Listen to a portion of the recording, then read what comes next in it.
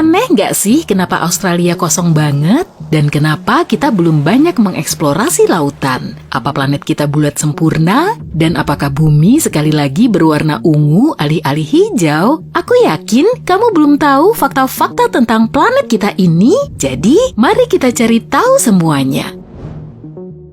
Australia besar sekali, supaya kamu bisa bayangin ukurannya hampir sebesar Eropa. Rumah bagi 26 juta orang, Australia adalah salah satu negara dengan populasi berwilayah paling sedikit. Australia cuma menempati peringkat ke-55 dalam populasi tertinggi di dunia, padahal punya luas daratan terbesar ke-6. Kenapa banyak area yang kosong ya? Tebakanmu mungkin karena banyaknya hewan berbahaya yang bersembunyi di balik setiap batu. Alasan ini sih udah cukup bagiku untuk menghindari Australia, tapi ada satu alasan khusus untuk menjelaskannya. Kekeringan di Australia memastikan bahwa 85% populasi di sana tinggal dalam jarak 50 km dari pantai. Dan 80%-nya tinggal di sepanjang sisi timur yang curah hujannya lebih tinggi. Tapi meski secara keseluruhan tidak ada hujan, hanya 20% area Australia yang merupakan gurun tak layak huni dan cuma 40%-nya yang dianggap tak layak huni menurut standar manusia. Konsumsi air sebenarnya lebih tinggi dari rata-rata curah hujan mereka setiap tahunnya, tapi ada sumber air kuno yang tersembunyi di bawah yang bisa menyokong populasi yang jauh lebih besar. Ini adalah salah satu sumber air bawah tanah terbesar di dunia, yaitu Basin Besar Artesis. Basin ini mencakup area 1,6 juta kilometer persegi yang merupakan 1/5 ukuran Australia. Basin ini menampung cukup air untuk menutupi bumi di bawah air setinggi 0,5 meter, atau agar lebih bermanfaat, basin ini bisa menyediakan air yang cukup bagi warga Australia yang haus selama 1.500 tahun ke depan. Hanya 6,5% area Australia yang punya tanah yang cocok untuk pertanian. Angka ini kelihatan kecil ya, tapi kalau kamu lupa, Australia itu besar dan persentase kecil ini kira-kira sebesar Prancis. Dengan area pertanian yang luas ini, Australia punya area yang lebih dari cukup untuk memberi makan penduduknya dengan 70% produk pertanian diekspor ke luar negeri. Jadi dengan banyaknya tanah, makanan, dan air, kenapa angka populasinya sangat rendah? Proses migrasi yang sangat lambat menjadi penyebabnya. Pertama, cuma orang-orang dari Inggris yang tinggal di sini, kemudian mereka membuka perbatasan untuk orang Eropa lainnya. Dan pembatasan ini pada waktu itu berlaku sampai tahun 1973. Kamu akan berpikir waktu 200 tahun sudah cukup bagi lebih banyak orang untuk bermigrasi, tapi Australia sangat jauh dari mana-mana. Karena risiko perjalanan jauh dan biaya perjalanannya membuat orang-orang Eropa lebih memilih pilihan yang lebih pendek dan lebih murah untuk bermigrasi ke tempat lain seperti Kanada atau Amerika Serikat. Selama 2000 tahun terakhir, orang-orang mengira bumi itu bulat. Tapi apa kamu tahu kalau bentuknya bukan bola sempurna? Melalui rotasi bumi yang goyah, ukuran planet kita terus-menerus berubah dengan sangat lambat pastinya. Kutub utara dan selatan ternyata datar, bumi sangat mirip dengan bola yang diremas. Bayangkan ada tangan raksasa dengan jari yang menekan kedua kutubnya, karena tekanan ini, khatulistiwa terdorong sedikit keluar. Karena medan gravitasi yang tidak rata ini, bumi mengalami banyak gangguan gravitasi, beberapa positif dan lainnya negatif, menciptakan permukaan yang tidak rata, berbatu dan bergelombang. Beberapa tempat di bumi punya gravitasi yang lebih tinggi dibanding yang lain. Kalau kamu menimbang dirimu di khatulistiwa, beratmu lebih ringan 0,5% dibandingkan di kutub. Tidak banyak perbedaannya dan kurang sepadan buat nurunin berat badan. Kalau kamu mengukur panjang dari pusat bumi ke titik terjauh bumi, kamu pasti kaget saat tahu bukan Gunung Everest yang ada di ujung bumi, melainkan di sepanjang khatulistiwa yang merupakan bagian yang terdorong keluar. Gunung Ecuador Chimborazo adalah titik tertinggi di bumi karena merupakan yang terjauh dari pusat.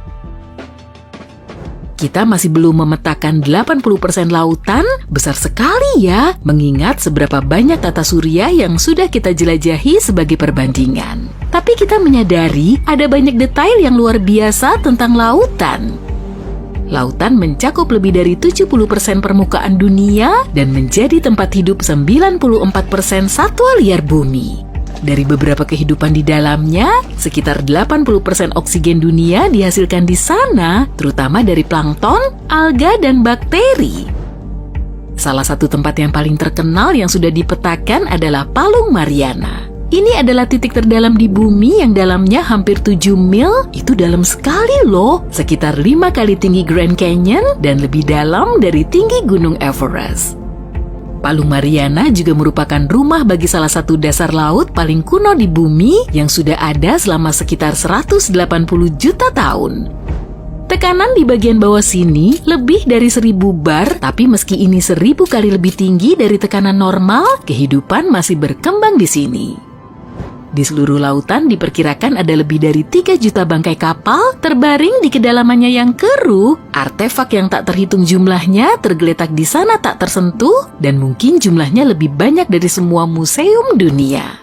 Punggungan tengah samudra adalah yang terpanjang di dunia, yaitu 65.000 km. Itu hampir 10 kali ukuran Andes, pegunungan terpanjang di darat. Matahari adalah alasan dibalik warna biru dan aqua lautan. Warna ini bukan dari pantulan langit, meski keduanya berwarna biru karena alasan yang sama. Permukaan planet kita menerima cahaya putih dari matahari dan menyerap cahaya jingga, merah, dan kuning lebih kuat. Lautan tidak menyerap cahaya biru begitu banyak, jadi semua kembali ke cara kita melihatnya. Tentu saja, ini hanya terjadi berdasarkan kemurnian airnya. Jika airnya penuh lumpur atau ganggang, mereka akan menyebarkan cahaya dan mengalahkan kebiruan alami air. Ada banyak faktor yang menentukan warna apa yang kita lihat di bumi. Apa kamu percaya kalau bumi pernah tidak hijau? Sebaliknya, warnanya ungu. Klorofil di atmosfer kita menyerap panjang gelombang biru dan merah dari matahari dan memantulkan yang hijau ke apa yang kita lihat di planet kita sekarang. Dahulu, mikrob purba bernama retinal alih-alih klorofil yang mendominasi bumi. Mereka menyerap cahaya hijau dan memantulkan cahaya merah dan ungu, dan mikrob tersebut punya struktur yang lebih sederhana, jadi lebih mudah bereproduksi di lingkungan rendah oksigen di bumi mula-mula. Mereka memberi planet kita warna keunguan dan bukan hijau, tapi klorofil lebih efisien, dan saat bumi berkembang, klorofil akhirnya mengambil alih. Bayangkan miliaran tahun lalu, pengamat dari kejauhan bisa melihat rumah kita sebagai titik ungu kecil. Aku penasaran, apa manusia juga bisa berubah jadi ungu? Mungkin enggak. Pohon terbesar di bumi adalah Sequoia raksasa bernama General Sherman. Tingginya lebih dari 85 meter, hampir mencapai ketinggian gedung 26 lantai. Pohon ini diyakini berusia 2.700 tahun dengan keliling mencapai 2.500 cm. Bobotnya bahkan hampir 1.800 ton, meski berat, itu bukan makhluk hidup terberat di bumi. Di Utah, rumpun pohon besar bernama Pando hidup seperti satu koloni pohon. Sistem akar besarnya menghubungkan semuanya menjadi 1 hingga 47.000 cabang. Beratnya mencapai 6.000 ton dan usianya 80.000 tahun. Itu membuatnya menjadi makhluk hidup tertua yang diketahui manusia. Nah, bagaimana dengan area terbesar dari satu makhluk hidup? Di lepas pantai Australia Barat, rumput laut tumbuh hingga ukuran yang tak terbayangkan. Gulma Pitta Poseidon telah tumbuh selama 4.500 tahun menyebarkan tunas klona bawah tanah. Semuanya terhubung dan berbagi DNA yang sama dengan sebagian besar tunasnya. Tanaman ini mencakup area seluas 123 km persegi, ukuran yang sama dengan 28.000 lapangan sepak bola atau seukuran Nebraska. Dan gak berhenti sampai sana karena terus tumbuh 0,6 meter setiap tahunnya. Sulit membayangkan skala makhluk besar ini. Sekarang coba bayangin kalau semuanya ungu.